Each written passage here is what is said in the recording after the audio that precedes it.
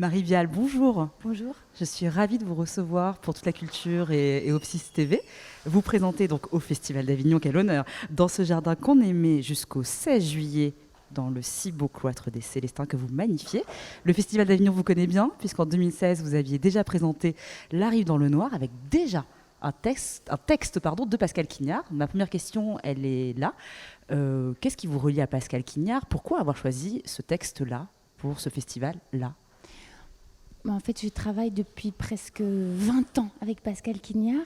Et en fait, c'est plutôt, comment dire, je ne peux pas dire que je choisis de façon sérieuse, j'allais dire, de monter tel texte. On chemine ensemble depuis 20 ans. Et le premier texte, c'était Le nom sur le bout de la langue. Après, il m'a proposé Triomphe du temps. Après, Princesse vieille reine. Après, La Rive dans le noir. Il y a comme une sorte, oui, d'alliance ou de pacte entre nous qui fait qu'on cherche quelque chose ensemble, mais c'est pas réfléchi. Je me dis pas, ah tiens, je choisis de monter ce texte pour ces raisons-là. En fait, ça se fait, et même après coup, je comprends ce que je suis en train de faire. Je peux pas vraiment en parler c'est plus génial, que c'est ça. une histoire de sensation. C'est vraiment une histoire de sensation. Après, voilà, son écriture, le rythme de son écriture, la profondeur comment dire, comment il regarde le monde, ça me bouleverse et ça ne cesse de me bouleverser, mais autant dans les pièces que je monte que dans les livres de lui que je lis, comme L'amour, la mer, le dernier livre qu'il a écrit que j'ai trouvé absolument sublime, ça me porte de toute façon dans ma vie. Et après, il y a certains textes que je monte. Voilà. Alors justement, ce texte que vous montez, est-ce que vous pouvez raconter l'histoire, la résumer, s'il vous plaît, pour nous? En fait, donc Pascal Quignard s'est inspiré d'un homme qui s'appelle Simon Peace Cheney, qui est un pasteur américain qui, dans les années 1860, a commencé à noter dans un livre qu'il a écrit, et qui est un livre qui existe, qui s'appelle Wood Notes Wild, Notes de la forêt sauvage. C'est un livre avec des observations d'oiseaux, et il a mis en partition les sons, les chants qu'il entendait des oiseaux, mais aussi de l'eau qui tombe dans un seau, du vent, etc. Et donc Pascal Quignard s'est inspiré de cet homme pour écrire un livre qui s'appelle Dans ce jardin qu'on aimait. Et avec David Tuaillon, on a adapté le roman de Pascal Quignard. Voilà. Et donc c'est l'histoire d'un pasteur, le roman de Pascal Quignard. Donc dans ce roman, le pasteur a une femme qui l'aime et qui meurt au moment de la naissance de sa fille. Et donc quand la fille atteint l'âge de sa mère, morte, il la chasse. Parce qu'il éprouve du désir pour elle et qu'il veut rester uniquement dans le souvenir de sa femme disparue. Et en fait, il plonge dans le deuil, et au fond de ce deuil, il se met à entendre les sons autour de lui coïncident avec les sons qu'il recherche au fond de sa mémoire, et il s'ouvre au monde. Voilà. Vous avez cité mon moment préféré du spectacle, celui avec Yann Boudot. Vous vous mettez à égrener ces noms d'oiseaux, super compliqués à dire.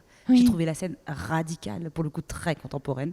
Je voulais savoir comment vous avez fait pour apprendre ça. Quel a été le travail en fait de répétition pour arriver à faire ça? Enfin, c'est dément en fait. En fait, c'est là où on se dit que la mémoire est tout à fait étrange, parce que au début, les noms latins, je n'arrive même pas vraiment à les dire bien. Et au bout d'un moment, ça, comme n'importe quoi, ça s'imprime. Aussi parce qu'il y a du corps, donc ça s'imprime. Je ne peux pas vraiment vous dire. Après, pour moi, c'était vraiment un moment important, parce que en fait, il y a comme une sorte, c'est-à-dire que Simon Peace Cheney, le rôle que joue Yann Boudot de Simon Peace Cheney et celui que je joue de Rosemoon, en fait, ils se retirent du monde. Ils se retirent dans leur solitude la plus radicale, et à l'intérieur de cette solitude-là, ils créent. Et ce qui est vraiment en plus le propos de Pascal Quignard, c'est-à-dire vivre dans l'angle du monde, voilà, être hors de la société. Mais en fait, c'est pas une négation du monde, c'est un ravissement. Et donc pour moi, toute cette scène de joie pure, de tous ces noms, de toute cette multiplicité, de toute cette différence, c'est le moment où il y a une bascule, oui, dans la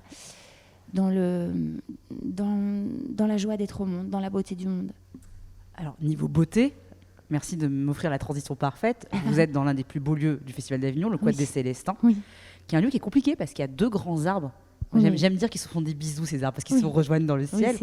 Et là, c'était quand même le décor parfait pour votre spectacle. Comment ça s'est passé, le choix de ce lieu? Est-ce que c'était pour vous évident? Est-ce que vous le connaissiez d'abord? Oui, je le connaissais, parce qu'il est absolument sublime. J'en rêvais. Et en fait, ça s'est réfléchi avec les gens du festival. On a petit à petit trouvé le lieu idéal. C'était important aussi qu'il y ait quelque chose qui s'ouvre, qui soit pas, parce que quand on pense à l'écoute, en général, il y a une forme de repli qui se passe, comme s'il fallait être absolument dans le silence, dans une intimité, alors qu'en fait, c'est aussi c'est très actif, c'est très emprise sur le monde et ça demande aussi une grande ouverture en fait. Et donc du coup, le cloître, comme il a sa présence à lui, enfin, je veux dire, les premiers jours, il y avait un vent de fou. Il faut être très présent, très, très en prise sur ce qui se passe. Et donc, je pensais que un endroit comme ça à l'extérieur et puissant pousserait, nous amènerait à une forme d'ouverture et d'adresse très, très franche et très simple avec les spectateurs. Est-ce que vous pouvez me parler de la place que prend la musique dans ce spectacle? Alors, c'est assez étrange parce que c'est un festival où la musique est omniprésente. Il y a des musiciens live dans tous les spectacles. J'ai jamais vu ça à ce point. Et je me demandais déjà si vous aviez conscience de ça, de cette tendance un peu, et comment la musique est arrivée dans la création. J'ai pas conscience parce que malheureusement on est complètement, comme c'est la création a vraiment lieu au festival, en fait j'ai eu la chance de voir le spectacle de Samuel Achache, mais sinon j'ai rien pu voir, donc je me rends pas tant compte que ça. Après, la musique, je peux même dire qu'elle prend toute la place dans le spectacle, parce que c'est ça aussi qui me bouleverse depuis toujours dans l'écriture de Pascal Quignard, c'est que les mots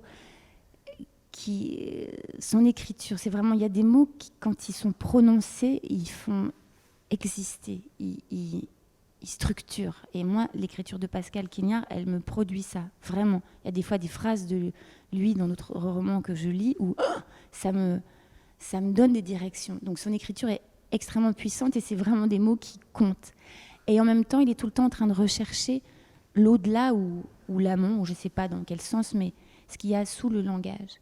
Et donc, en fait, la part que je dirais musicale, mais qu'on peut nommer sauvage, ou je ne sais pas comment on peut la nommer, c'est ça, en fait. Les mots, ils sont là pour dévoiler cette partie-là, qu'on appelle musique dans ce spectacle, mais qui pourrait avoir un autre nom, en fait. C'est autre chose, en fait. Je ne sais pas si je suis claire. Vous êtes super claire. Et je suis tellement fan de Quignard également. J'adhère complètement à ce que vous dites. Je ne sais pas si on peut dire ça là, mais je le dis. Ouais, on aime Pascal Quignard. Non, mais c'est vrai. Et surtout, je pensais à ça hier. Il a dans son écriture aussi des allitérations dans le son, notamment en che. Il y a un moment, vous dites, il y a chambre et chant en même temps dans une phrase impossible à dire. Enfin, il y a des moments comme ça où oui, l'articulation mais c'est vrai que je pense musique. qu'au-delà, il y a aussi quelque chose qui fait que je suis très comme ça. Que son écriture a quelque chose qui vraiment agit sur moi, c'est parce qu'en fait, elle est tout à fait rythmique. Enfin, je sais pas, il y a une chose. Rythmique, c'est le bon mot.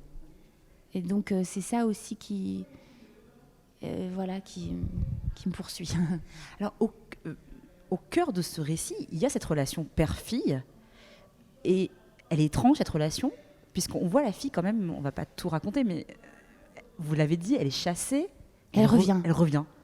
Est-ce que ça, c'est vraiment dans le roman? Et comment vous vouliez appréhender ça? Parce qu'il y a quasiment de l'inceste dans ce spectacle. Quasiment. Oui, quasiment, oui. On peut même dire quasiment. Ouais, on peut même dire quasiment. En fait, elle revient parce qu'elle revient. Elle revient parce qu'elle doit être là. Il n'y a pas de justification. Et il n'y en a pas dans le roman non plus. Et en fait, ce qu'on a construit avec David Tuaillon, c'est que il la chasse. Dans le roman, il y a la mère et la fille. Et c'était la même actrice qui jouait la mère et la fille. Et avec Pascal Quignard, quand on a travaillé sur la première adaptation, on a décidé de resserrer juste autour du père et de la fille, de leur histoire. Et en fait, donc, ce qu'on a construit avec David Tuaillon, c'est le parcours de solitude de Rosemunde, et c'est le fait qu'elle soit la récitante, ce qui n'est pas dans le livre. Parce que je voulais poursuivre le geste qui est dans le livre où elle publie l'œuvre de son père. Et je me suis dit, elle va publier, elle va donc adresser la musique de son père, donc elle va la transmettre, donc elle va raconter l'histoire de son père. Donc ça, c'est ce qu'on a rajouté dans l'adaptation. Et en fait, cette zone de l'inceste, qui est une zone floue, j'ai voulu la laisser telle qu'elle, c'est-à-dire, oui, c'est comme ça, ils ne peuvent pas faire autrement que d'être ensemble. C'est comme ça. Et puis c'est une part sauvage, non maîtrisée, non maîtrisable, qui est là, qui est juste au bord. C'est aussi, voilà. C'est assumé. Ça, j'ai vu. J'avais une question. euh, Vous avez un peu répondu. J'allais vous demander si vous aviez eu le temps de voir des spectacles au festival, si vous alliez en voir et si vous avez eu des coups de cœur, vous. Peut-être nous conseiller. J'ai juste eu le temps d'aller voir le spectacle Tambour. Sans tambour. Sans tambour. Sans tambour de Samuel H.H. Ça vous a Voilà. plu? Oui, beaucoup. Non, beaucoup. Et puis j'étais très émue de le regarder parce que j'ai l'impression que ce qu'il cherche aussi, c'est un endroit entre les mots, entre la musique, entre le corps, etc. Et donc ça m'a nourri. Et dernière question, est-ce que vous savez déjà si le spectacle va tourner? Est-ce qu'il y aura des dates, notamment à Paris?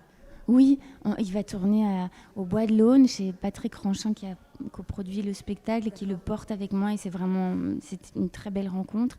Et puis il va tourner donc au Théâtre de la Bastille, au Théâtre Garonne, à Châlons-en-Champagne, à Toulon, au Théâtre Liberté, mon Dieu, à Nice, au Théâtre National. J'ai peur d'oublier des dates. Non, je crois que c'est ça. Je suis sûre que j'oublie quelque chose. La réponse est oui. On pourra retrouver dans ce jardin qu'on aimait, en tout cas la saison prochaine, Oui. à Paris et ailleurs. Oui. Merci beaucoup, Marie-Viale. Merci. Merci.